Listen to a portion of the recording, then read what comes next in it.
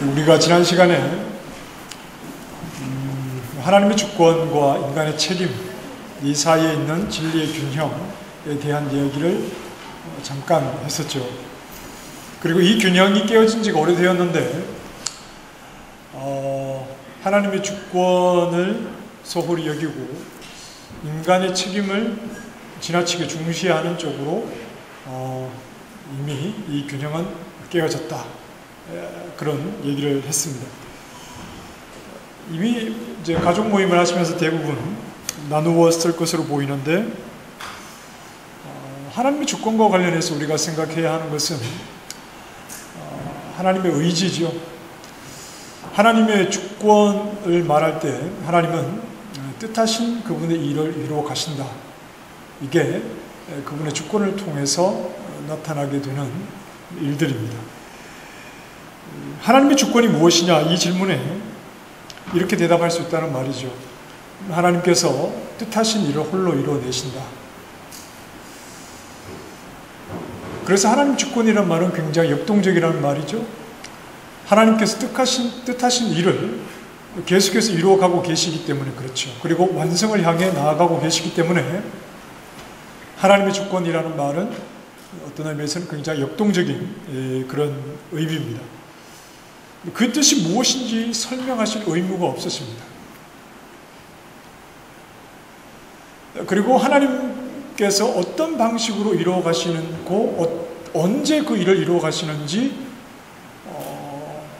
우리에게 이해시킬 필요가 없으신 것이죠.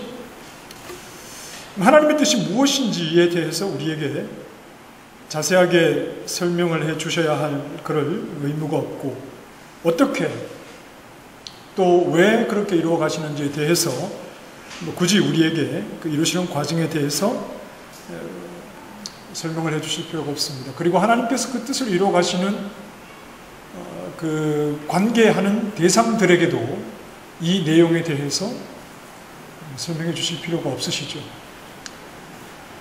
아브라함이 하나님으로부터 모든 것을 잘 설명을 받고 한 발짝씩 움직이는 것은 아니었습니다.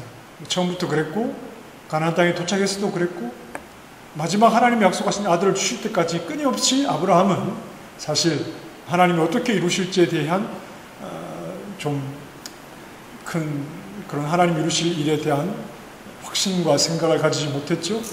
하나님께서 그분의 약속하신 일을 그분의 주권으로 이루어 가시는데 그 대상에게 설명하시거나 또는 자세하게 소개해 주시거나 동의를 구하시거나 협조를 구하시는 그런 의무가 전혀 없이 하나님은 뜻하신 모든 일을 그분이 이루어 가시는 겁니다. 이 모든 것이 하나님의 주권에 속한 겁니다.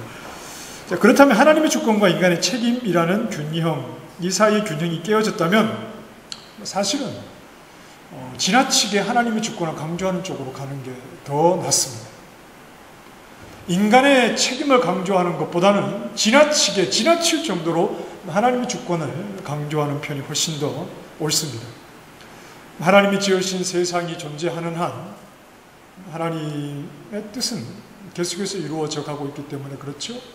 하나님이 지으신 세상이 그분의 의도하신 일을 이루기 위해서 그분의 주권 속에 다스림을 받고 있다면 끊임없이 이 세상이 있는 한 하나님은 그분의 일을 계속해서 이루어가고 계시기 때문입니다. 우리는 하나님을 믿습니다. 그렇죠? 우리는 하나님을 믿습니다. 그런데 이 말에는 굉장히 큰 차이가 있습니다. 우리는 하나님을 믿는다는 이 말 속에는 같은 말이겠지만 큰 차이가 있습니다. 우리가 하나님을 믿는다고 할 때 더 정확하게 말하면 내가 믿는 하나님은 성경이 말씀하는 하나님이죠. 성령의 감동으로 기록된 이 66권 하나님의 말씀이 우리에게 가르쳐주는 하나님을 우리는 믿습니다. 성경을 통해서 하나님은 하나님 스스로가 어떤 분인지를 우리에게 계시해 주시죠. 알려주시죠. 하나님의 말씀을 통해서 스스로를 우리에게 알려주신 그 하나님을 우리는 믿을 뿐입니다. 인간의 책임이 강조되는 분위기에서는 어떤 부분에 좀 무게가 실리느냐 하면 내가 믿는다는 쪽에 무게가 실리기 마련이죠. 그래서 열심히 믿자 이렇게 말합니다. 열심히 하자. 열심히 믿자. 열심히 하면 반드시 결과가 있다. 열심히 하자. 열심히 기도하고 열심히 예배드리고 열심히 봉사하고 열심히 헌금하고 열심히 하면 하나님이 다 들어주신다. 이렇게 나아가게 되는 거죠. 열심히 하는 것에, 그래서 하나님이 어떤 하나님인지에 대해서는 상대적으로 소홀해질 수 있습니다. 그냥 우리가 열심히 하나님이라고 하는 대상을 성경에 근거해서 어느 정도 이렇게 정해놓고 우리가 열심히 하면 우리는 하나님의 큰 은혜를 입을 수 있다. 이렇게 열심을 강조하는 쪽으로 가게 되는 것이죠. 이게 잘못됐느냐? 그렇지는 않은데, 열심히 한다는 게 잘못된 것은 아닌데, 그런데 우리의 열심은 무작정 열심이 아니라 하나님의 열심을 뒤따르는 열심이어야 한다. 우리의 열심은 무작정 많이 기도하고 열심히 뭘 하고 열심히 봉사하고 그게 아니라 하나님의 열심을 뒤따르는 열심이어야 합니다. 하나님께서 그분의 주권을 따라 이루어 가시는 그 일을 우리는 하나님의 열심이라고 말할 수 있겠죠. 하나님의 주권, 그분이 정하신 뜻을 지금도 성실하게 열심히 이루어 가시는데 우리는 그분의 열심을 뒤따른다는 의미에서, 그분이 이루시는 일을 부지런히 인정한다는 의미에서 열심이지, 그냥 두 눈 다 감고 열심히 합시다, 이렇게 무작정 하는 열심은 아닙니다. 하나님은 그분의 주권을 이루어 가시는데 우리 눈에는 하나님 가만히 계신 것 같고, 우리 눈에는 하나님이 계신 것 같지도 않아 보이고, 우리가 열심히 하려고 하는 일에 하나님이 우리의 기도에 응답하심으로 그분의 일하심을 우리에게 전혀 나타내 보이지 않으신다 하더라도 우리는 그분의 주권 속에서 그 뜻을 이루어내시는 하나님의 열심, 그분의 성실하심을 항상 고백하는 사람들입니다. 우리가 그 하나님을 향해서 변함없는 신뢰와 또 그분이 이루실 일에 대한 확신, 그 주권에 대한 확신을 포기하지 않고 고백하며 살아가는 것이죠. 하나님 주권에 대한 진실한 고백. 우리 눈에 보이기는 어떠하든지 관계없이 하나님께서 그분의 주권 속에서 그분의 일을 이루어가고 계시는, 멈추지 않으시고 쉬지 아니하시는 그분의 열심, 이 사실을 범사의 진정으로 고백하는 것을 가리켜서 흠없는 그리스도인이라고 말하는 겁니다. 그분이 이루어 가시는 일, 그리고 반드시 그 일에는 성취가 있음을 의심하지 않고 우리가 서 있는 상황에서 그 하나님의 열심을, 그 주권을 고백하는 자들을 가리켜서 종말을 기다리는 흠없는 그리스도인의 모습이라고 말할 수 있습니다. 우리가 오늘 읽은 말씀 바로 앞절에 보면 14절 말씀이 있는데, 14절 말씀, 우리가 이제 주일 오후에 최근에 계속 반복해서 좀 보는 말씀인데 14절을 한번 성경을 보시고 읽어보실까요? 시작. 우리 주 예수 그리스도께서 나타나실 때까지 흠도 없고 책망받을 것도 없이 이 명령을 지키라. 하나님 주권에 대한 진정성을 놓지 않는 것, 그분이 이루어내시는, 그래서 반드시 성취하시는 하나님의 일하심에 대해서 늘 진지하고 또 진실하게 고백하고 바라보는 것, 이것이 바로 흠없는 그리스도인의, 종말을 바라보는 흠없는 그리스도인의 모습이다 하는 겁니다. 자, 그 다음에 15절과 16절에서는 과연 그렇다면 주권 속에서 홀로 그 일을 이루시는 하나님이 어떤 분이신가 하는 하나님을 소개하는 부분이 굉장히 좀 다양하게 그렇게 나와 있습니다. 자, 먼저 16절, 15절에 기약이 이르면 하나님이 그의 나타나심을 보이시리니 그랬습니다. 하나님은 반드시 그분의 주권, 충실한 주권으로 그분의 일을 이루셔서 반드시 그 모든 일들을 성취하시는 그때가 반드시 오게 되는 것이죠. 그때가 바로 하나님이 나타나심을 보일 때입니다. 그래서 말하지요.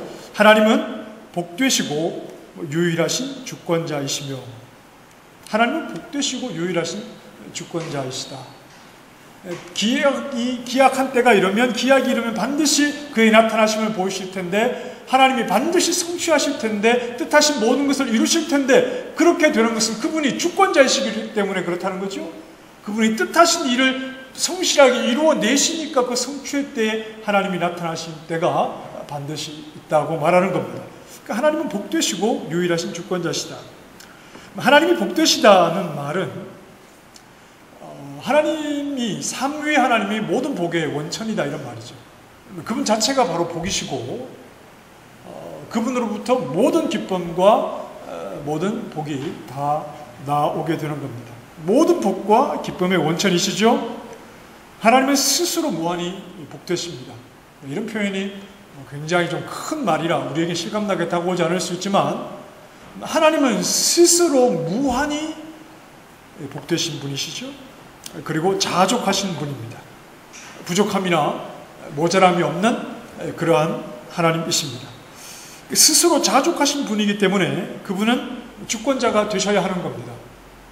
스스로 모자람이 없는 분이고 모든 복의 근원이시기 때문에 이분은 주권자셔야 하는 거죠. 왜냐하면 스스로 만족하시는 분이기에 이 세상을 지으시고 운행해 가시는 그 모든 일에 부족함이 없는 겁니다. 스스로 만족하신 분이요, 스스로 복의 근원이시기 때문에 이분이 주권자여야 하는 것은, 그래야만이 그분이 이루어 가시고 성취하시는 일에 아무런 부족함이 없기 때문에 그렇습니다. 부족함이나 어떤 모자람이 없으신 하나님의 뜻 안에서 세상을 운행하시고 성실하게 그 일을 이루어내신 하나님을 우리는 감사하고 찬양할 수밖에 없는 것이죠. 이런 하나님이, 스스로 복되신 하나님이, 스스로 복과 모든 기쁨의 근원이신 하나님이 세상의 주권자시라는 것이 우리에게는 너무나 감사한 일입니다. 그래야만이 그분이 하시는 일에 아무런 부족함이 없기 때문에 그렇죠. 그래서 우리는 이런 하나님, 이 세상의 주권자이신 유일하신 여호와 하나님을 즐겁게 고백할 수 있는 사람입니다.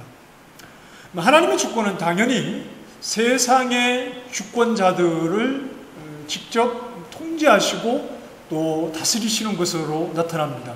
하나님이 주권자이시기 때문에 세상의 권세를 가졌다라고 하는 이들도 다 하나님의 통제를 받을 수밖에 없는 것이죠.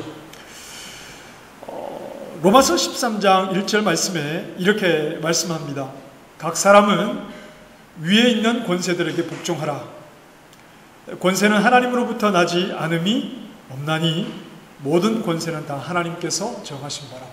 세상의 권세가, 세상에 위에 있는 권세들이, 높은 자들의 권세들이 다 누구로부터 났습니까? 하나님으로부터. 하나님은 세상의 권세들도 그분의 주권 속에 다 두셔서 그분의 일을 이루어 가시는 겁니다. 예수님께서 빌라도 앞에 재판을 받으실 때 빌라도가 이렇게 말하죠. 내가 너를 놓을 권한도 있고 십자가에 못 박을 권한도 있다. 빌라도가 이렇게 말할 때 예수님께서 뭐라고 말씀하시죠? 위에서 주지 아니하셨더라면 나를 해할 권한이 없느니라. 예수님께서 빌라도의 법정에서 결국은 사형을 이제 받게 되시지만, 그러나 예수님의 죽으심은 세상의 권세 아래 죽으신 것이 아니죠. 예수님의 죽으심은 세상의 권력자에 의해서 죽임을 당하신 것이 아니라 예수님의 죽으심은 위에서 주신 권세 아래에서 대속적인 죽음을 향해 나아가신 것이죠. 세상의 권세 아래 그렇게 억울하게 죽임을 당하신 것이 아니라 주권자이신 하나님의 권세 아래에서 죄인을 대신한 대속 죽음을 죽으신 겁니다. 자, 다시 15절 말씀을 보시면 하나님을 가리켜 어떻게 표현하지요? 하나님은 복되시고 어떤 주권자라고 말씀합니까? 유일하신 주권자시다. 유일하신 주권자시다. 그분은 홀로 또 유일하신 주권자십니다. 그분은 홀로 유일하신 주권자십니다. 그러니 하나님은 누구와 상의하실 필요가 없죠. 누구와 의논하실 필요가 없고 다른 누군가의 동의를 구하실 필요도 없습니다. 홀로 자족하신 하나님은 유일하신 주권자이시며 모든 일들을 스스로 복되시고 스스로 만족하시는 모든 것으로 충만하신 그분의 의도 안에서 다 이루어 가시는 거기 때문에 하나님이 이루어 가시는 일에는 어떤 잘못된 것이나 어떤 부족한 부분이 있을 수가 없지요. 그분은 스스로 홀로 유일하신 주권자시기 때문에 당연히 그분의 뜻대로 모든 것을 이루셔야지 그것이 우리에게는 가장 복된 일이다 하는 것을 우리가 알 수 있습니다.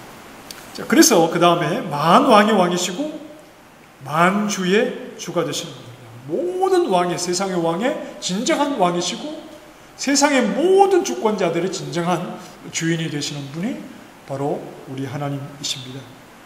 우리가 잘 아는 대로 다니엘서 말씀에 보면 교만했던 바벨론의 느부갓네살 왕이 그가 하나님을 알게 되었습니다. 그가 하나님을 알고 난 뒤에 하나님의 주권을 경험한 후에 이렇게 고백합니다. 그러므로 지금 나 느부갓네살은 하늘의 왕을 찬양하며, 바벨론은 큰 권세를 가진 왕이었지만 진정한 주권자이신 하나님을 그가 경험하였을 때 그의 고백입니다. 나 느부갓네살은 하늘의 왕을 찬양하며 칭송하며 경배하노니 그의 일이 다 진실하고 그의 행하심이 의로우시며 교만하게 행하는 자를 그가 능히 낮추십니다. 그의 일이 다 진실하고, 왜 그렇습니까? 그의 일이, 그의 행하심이 모두 의로우신 것은 왜 그렇죠? 그분 스스로가 복되신 분이기 때문에 그렇습니다. 그분 홀로 복되신 분이기 때문에 그분이 하시는 모든 일은 다 진실하고 모든 것이 의롭고 모든 것이 복되고 모든 것이 선하고 아무런 부족함이 없으신 일이다. 이걸 하나님의 주권을 경험한 느부갓네살이 하나님께 고백하며 하늘의 왕이라고 하나님을 찬양하는 것이지요. 만왕의 왕이시고 만주의 주가 되시는 겁니다. 하나님만이 유일한 주권자시고 모든 권세는 하나님으로부터 나오게 됩니다. 하나님의 유일하심, 그리고 하나님의 탁월하심, 하나님의 이 거룩하심, 이것을 16절에서는 이렇게 표현합니다. 오직 그에게만 죽지 아니함이 있고 그랬습니다. 오직 그에게만 죽지 아니함이 있고, 자, 하나님 그에게만 죽지 아니함이 있다. 이 말을 한 두 가지 정도로 생각을 해볼 수 있는데, 하나님께서 죽지 아니하신다는 것은 하나님 스스로가 생명이시기 때문에 그렇습니다. 하나님 자기 속에 생명을 가지신 분이기 때문에 그렇죠. 하나님의 생명은 무언가를 더하거나 무언가를 얻어서 가지신 생명이 아니라 하나님 스스로가 바로 생명이시기 때문에 그렇습니다. 하나님 그 본체가 죽지 아니하시는 분이기 때문에 그렇죠. 자, 거룩한 천사들도 죽지 않고 또 구원의 은혜를 입은 우리도 부활한 몸은 죽지를 않습니다.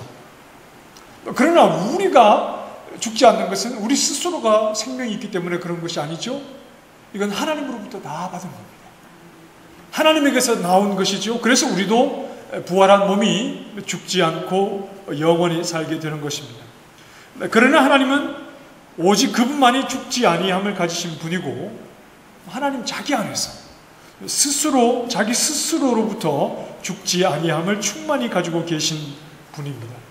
그래서 하나님 스스로가 죽지 아니함의 원천, 홀로 죽지 아니하시는 하나님, 그 죽지 아니함의 원천이다 하는 거죠. 또 하나, 하나님이 죽지 아니하신다는 것은 이렇게 표현할 수 있습니다.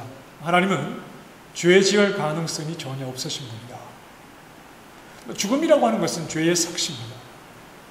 그러나 하나님에게만 죽지 아니함이 있다는 것은 하나님은 죄 지을 가능성이 전혀 없는 분이시죠. 그분은 어떤 실수도, 어떤 잘못도, 그래서 그분의 실수와 잘못 때문에 어떤 비난도 받으실 필요가 전혀 없으신 그러하신 분입니다. 하나님은 전혀 어떤 범죄의 가능성도 없으신 분입니다. 그러니 그분은 유일하신 주권자로서 그분이 하시는 일을 찬양하지 않을 수가 없죠. 그분은 어떤 죄의 가능성도, 어떤 비난받을 가능성도 없으시고, 그래서 그분은 자체가 생명이시고 그분이 하시는 모든 일은 복되시고 의롭고 선하기 때문에 우리는 주권자이신 하나님을 찬양하지 않을 수 없습니다.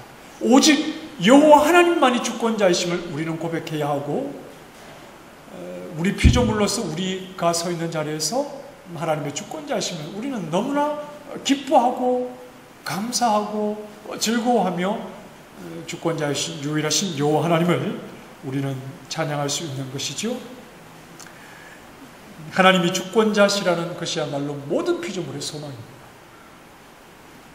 하나님이 주권자, 그 하나님이 주권자시라는 것이 우리 모든 피조물의 기쁨이요, 소망이요, 즐거움이다 하는 겁니다. 계속해서 말합니다. 가까이 가지 못할 빛에 거하시고 그랬습니다.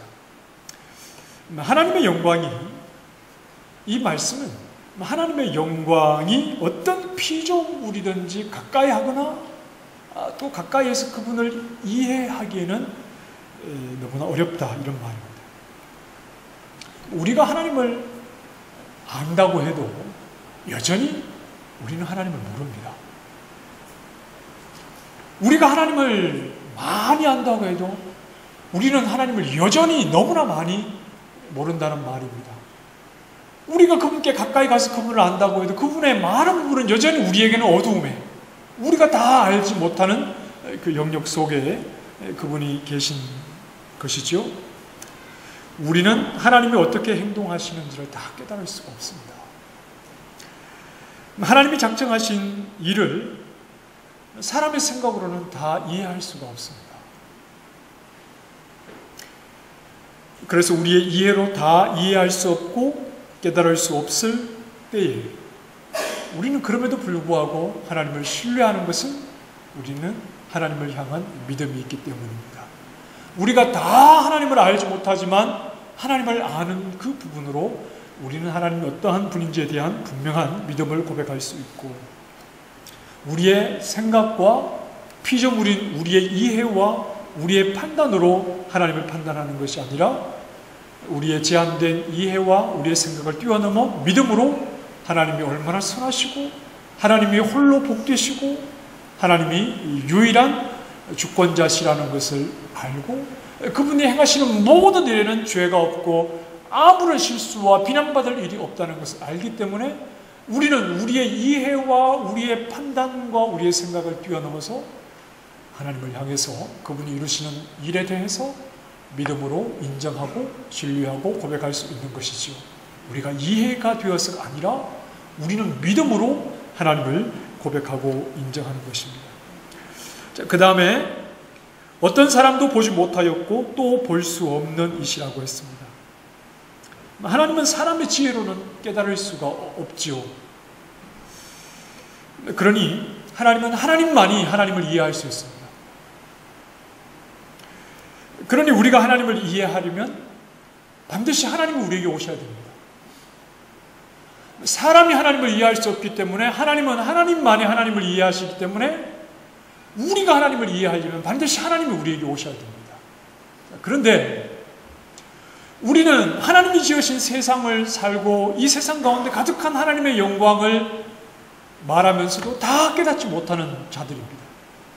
그러니 하나님을 우리에게 깨닫게 하기 위해서 하나님이 우리에게 오셔도 우리는 하나님을 알 수가 없습니다. 반드시 하나님이신 그분이, 하나님을 이해하고 계신 하나님이신 그분이 우리에게 오실 때는 사람으로 오셔야 됩니다. 그래야만이 우리가 하나님이 어떤 분인지를 알 수 있는 것이죠. 하나님이 어떤 분인지 알기 위해서 우리는 하나님이 우리에게 오셔야 하되 그분이 반드시 사람이셔야만이 사람인 우리가 하나님이 어떠한 분인지를 알 수 있다는 겁니다. 제한된 우리 피조물의 지각으로 하나님을 다 이해할 수 없기 때문에 반드시 사람으로 인성을 가지신 분이, 그러나 그분은 신성을 가지신 분이셔야 하지요. 하나님이시지만 그러나 사람의 모습으로 오실 때 우리는 하나님이 어떤 분인지를 알고 하나님이 어떤 분인지를 우리 자리에서 깨닫고 이해하게 되는 겁니다. 그러니 우리가 어떻게 오늘 하나님을 알 수 있죠? 우리가 어떻게 하나님을 알 수 있습니까? 유일한 한 가지 방법밖에 없지요. 하나님이신 그분이 사람으로 오셔서 우리에게 하나님을 알려주실 때만이 우리는 하나님을 알게 되고, 그분은 바로 누구십니까? 예수 그리스도이십니다. 그래서 예수 그리스도 밖에서는 하나님을 알 수가 없습니다. 오직 예수 그리스도 안에서만 우리는 하나님이 어떤 분이신지를 알게 되는 겁니다. 하지만 예수님 안에서도 우리는 너무나 더디 믿는 자들이고, 주님께서 가르쳐주신 말씀을 다 깨닫지도 못하는 자들이지만, 그럼에도 불구하고 예수님 안에서 우리에게 깨닫게 하신 하나님이 진실하신 하나님이시다. 그리고 우리는 더더욱 하나님을 알아가야 한다. 예수 그리스도 안에서 깨닫게 된 하나님만이 진실한 하나님이요, 우리는 더더욱 하나님을 알아가야 하는 겁니다. 우리는 하나님을 다 알지 못합니다. 그러나 저는 이렇게 표현하고 싶어요. 우리는 하나님을 다 알지 못합니다. 그러나 우리는 충분히 하나님을 압니다. 구원 얻기에 충분히 하나님을 압니다. 그러나 우리는 더 하나님을 알아가야 합니다. 우리의 구원 얻는 이 믿음이 더 분명한 확신과 또 하나님을 향한 찬양의 너비가 더 넓어지고, 하나님을 고백하는 그 고백이 더 깊어지고, 우리가 걷는 믿음이 더 확실하게, 확신 가운데 이 길을 걷기 위해서 하나님이신 그분이 사람의 몸을 입고 우리에게 보여주신 하나님이 어떤 분인지를 우리는 더 부지런히 알아가야 하고, 그럴 때 우리가 아는 유일한 주권자이신 하나님에 대한 분명한 고백으로 우리는 이 세상을 걷되 주권자이신 그분이 이루어가시는, 성실하게 이루어가시는 그 일에 우리의 이해와 우리의 판단과 우리의 지혜를 뛰어넘어 하나님을 고백하며 이 믿음의 길을, 확신을 가지고 걸어갈 수 있는 것이죠. 서두에 말씀드린 대로 열심만을 강조하게 될 때는 참 곤란해집니다. 열심히 하고 난 뒤에 사실은 남는 게 없습니다. 왜냐하면 하나님을 배우지 못했기 때문에 그렇습니다. 내가 하나님을 믿는데 내가 믿는 것에만 강조를 하다 보니 하나님이 어떤 분인지에 대한 이해가 분명하지가 못하고, 그 이해가 깊지 못하니 10년, 20년 신앙생활을 해도 항상 그 자리입니다. 그러나 남들처럼 밤새워 기도하고 뭔가를 얻기 위해서 부지런히 기도하지 않아서 어떤 영적 체험이 없다 하더라도, 남들에게 말할 만한 기도 응답이 없다 하더라도, 우리의 기도의 응답이라는 게 뭡니까? 하나님은 그분입니다. 하나님은 그분이 뜻하신 일을 이루어 가시는데 당장 내 시대의 모든 것이 응답되지 않아도 반드시 하나님은 그 일을 이루시는 유일한 주권자이신 것을 우리가 알았기 때문에, 당장 내가 원하는 대로, 내가 이해되는 대로 내 상황이 열려지지 않아도 우리는 예수 그리스도 안에서 깨닫게 된 하나님에 대한 이해와 지식을 가지고 우리는 그분을 늘 찬양하고, 복되시고 의로우시고 아무런 죄가 없고 비난받으실 일이 없이 그분의 일을 성취해 가시는 하나님이시니, 우리는 그분이 우리의 주권자시라는 것을 늘 고백하고, 세상의 권세가 아무리 강해도 위로부터 다 얻은 권세요, 진정한 왕의 왕, 만주의 주가 우리 하나님이신 것을 생각할 때 내가 원치 않는 상황에 주어져도 우리는 감사할 수 있고 하나님 주권자이신 것을 고백할 수 있는 것이지요. 그 하나님이 바로 예수 그리스도를 통해서 알게 된 하나님이요, 오전에도 잠시 말씀드렸던 것처럼 예수 그리스도께서 가신 고난의 길조차도 하나님의 책임과 하나님의 최선 안에 있다는 것을 우리는 분명히 확인하였기 때문에, 죽음이 끝 아닙니까? 그러니까 모든 세상의 영역 속에는 하나님의 주권이 나타나고 그분의 선하신 뜻이 모든 것을 이루어가고, 우리 하나님이 주권자이시니 우리는 지나치게 불안해하거나 지나치게 두려워하거나 염려함 없이 우리가 서 있는 자리에서 하나님을 고백하며 나아가면 되는 겁니다. 이 하나님을 단순하게 물질적인 보상으로만 하나님을 이해하려고 하고, 물질적인 복을 가지고만 하나님과의 관계를 정의하려고 하면 얼마나 왜곡되고 얼마나 축소되고 얼마나 잘못된 방향으로 우리의 믿음을 정의하는 겁니까? 그렇지 않다는 것이죠. 예수님을 아는 사람이라면 하나님이 이루시는 그 모든 일에 대해서 모든 상황에서 의심할 필요가 없다고 하는 겁니다.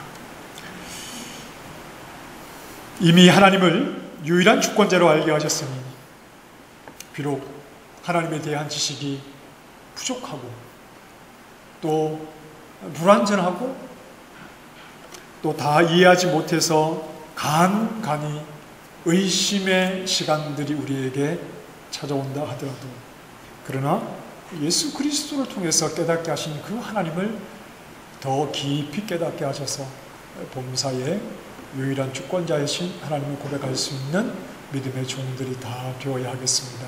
우리에게 믿음을 다하여 주셔서 하나님의 그 크고 놀라우신 그 유일한 주권자이신 모든 복과 모든 선과 모든 생명의 권한이신 그분이 우리의 인생과 이 모든 것을 운행해 가고 계신다는 그 사실에 감사하며 범사에 감사할 수 있는 큰 믿음의 종들이 다 되시기를 주님의 이름으로 축원합니다. 기도하십시다. 하나님,